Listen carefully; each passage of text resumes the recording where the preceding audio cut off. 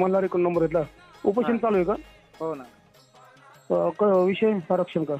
आरक्षण उपवर्गीकरण संदर्भात. बरं बरं बरं बरं. आणि हे आता कितवा दिवस आहे? ना 2 तारखेपासून बसलेलो आहे. आता हम्म. 5वा दिवस, 4था दिवस आहे. तर म्हणजे प्रशासनाचं कोण नाही का आलं? प्रशासनाचं नाही आहे. अधिकाऱ्याचे नंबर आहेत का कोणाचे, तहसीलदारचे वगैरे कोणाचे? आहेत ना. मला सेंड करताय का? हो ना. ऐका ना, किती दिवस झाले तुम्ही उपोषण करताय? 2 तारखेपासून बसलेलो आहे. बरं, आता काही आज 4था दिवस आहे ना? 5वा ना. 5वा. आता कवर बसायची इच्छा आहे आपली. जोपर्यंत हे निकाल लागत नाही तोपर्यंत. निकाल लागणार आहे, सरकार करणार आहे. तर ते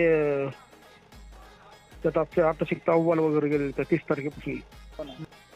सरकार करणार आहे. त्याच्यात काही शंका नाही. तुमचं मागच्या खरं वेळेस- कौतुक ना मागच्या वेळेस 2024ला मी ज्यावेळेस उपोषण केलं तर त्यावेळेस मी 12 दिवस केलं.